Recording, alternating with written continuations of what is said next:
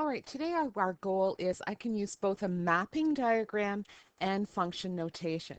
So function notation you've seen before in textbooks, maybe didn't know what it was. Mapping diagram is a little bit different, something you haven't seen before. Actually quite easy. So first of all, let's talk about function notation. The word notation meaning how to write something down. So it's not that the concept is new, it's just about functions. It's just that we're going to write them down a little bit differently. Okay, so when you first of all learned algebra, you used x's and y's to represent numbers. Remember, those are variables. Now what we're going to do is similarly when we talk about functions, we use this f with rounded brackets x or g with rounded bracket x or h, so whatever letter we want with rounded brackets. Now, the way we talk about this when we're talking about f with rounded brackets is, first of all, it means two different things. Okay, so one way we could say is f at x, or we could say f of x. So f at x or f of x. Okay, and really, if we go even further, what on earth does that mean? It means it's really saying what is the value of the function at x. So in other words, what is the value if I tell you x is 2, what is the value of the function? So what is the value of the function at a specific x? Or if they don't give us a specific x, then we're talking about the infinite possibilities. In other words, a whole graph function. Okay, so examples. First of all, let's look at the first one. It says, let h of x equal x squared minus x plus 1 and g of x equals x minus 4. So the first thing they're asking for us is find h at 2. Okay, so they're saying, what's the value when x equals 2? In other words, what does y equal? If x equals 2, what does y equal?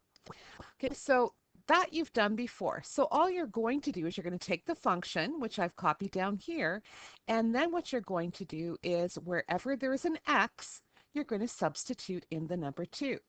So this h of 2, we leave that alone. That is just actually a word. It says the value of the function h when x equals 2. Okay, so we leave that alone.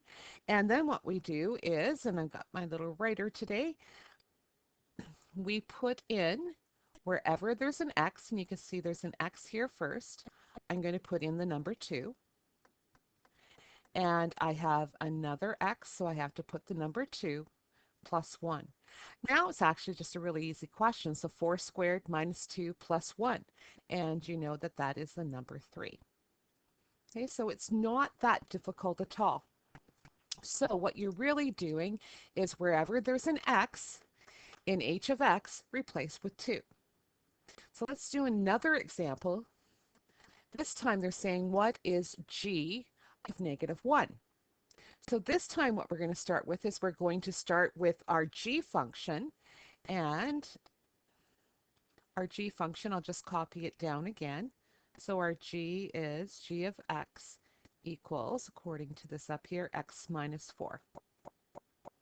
And then what we do is we literally, wherever there's an x in g of x, we replace it with negative 1. Again, really straightforward after you know that that's all they want you to do. So g at negative 1 equals, I'm just going to put a bracket around the x part, minus 4. You don't have to put that bracket. I just to show you that I did just a complete substitution. So negative 1 minus 4, so we have negative 5 as our example, as our answer. Okay, so really not that difficult at all. Sorry, get that pen out of there. So what else could they do? Well, sometimes they show us or they define a function by its graph. Now, have I given you the equation of this graph? No, I have not.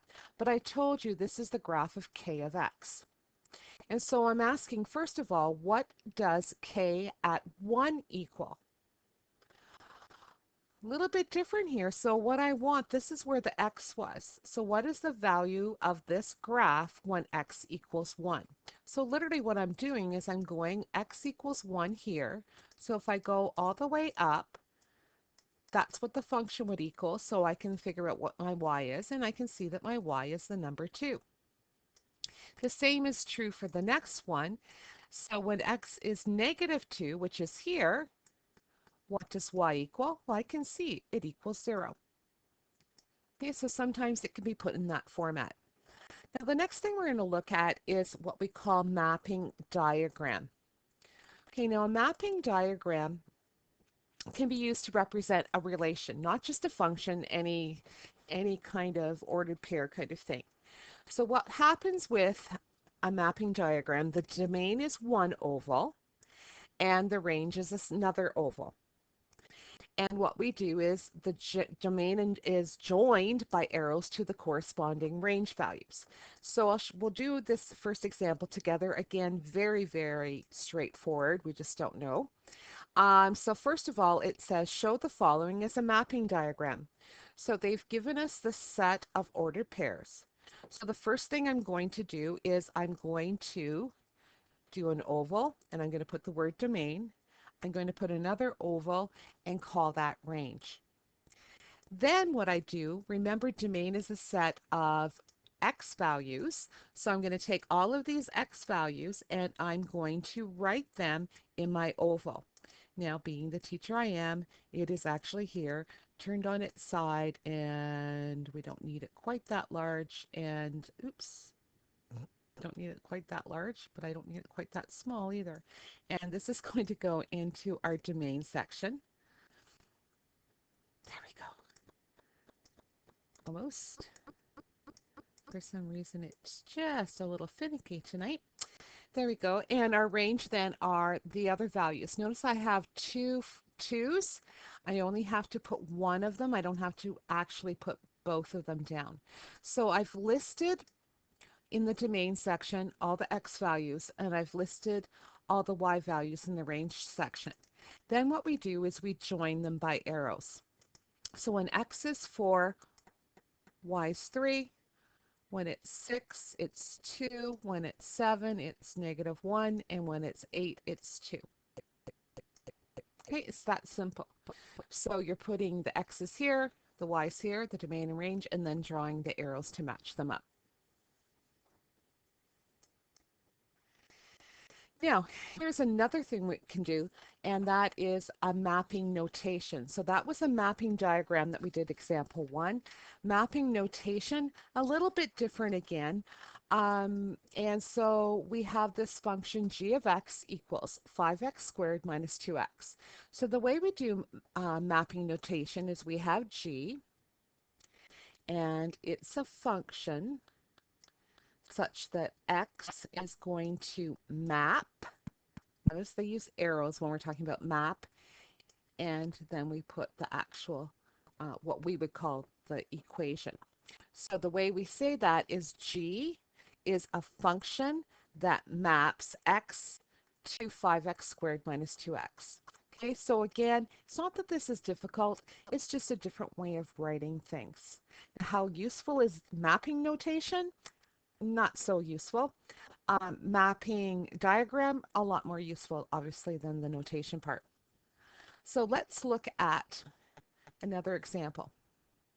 Okay, so we have here, it says write the ordered pairs associated by the mapping, and then it also asks us to determine which functions, which relations are functions. Okay, so I'll tell you right now, one of them is a function, one of them isn't. Both of them, however, I can put as a mapping diagram. So first of all, as ordered pairs. So you can see that when x is 3, y is 1. Okay, and I guess I don't have it like that. So I'll just, there it is. When x is 3, y is 1. When x is 5, y is 2. When it's 7, it's 0. When it's 9, it's 1. It's that simple. Now, is it a function? Well, I know a function means that for every x, there's one unique y. Well, you can see from here that I'm only using my x once, and it's only going over to one value each time. So I can say that it's a function because each x has only one y. Now let's look at the second one. The second one, again, my domain, my range. So my ordered pairs, -2 with 0, -1 with 1, 0 with 0, 0 with 2, 1 with 2. So that's the first thing I need to do.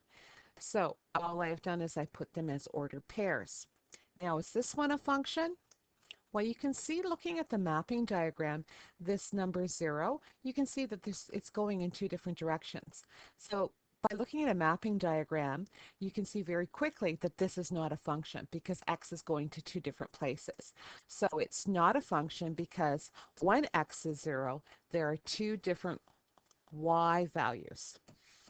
Okay, so that's it for tonight. See you tomorrow in class.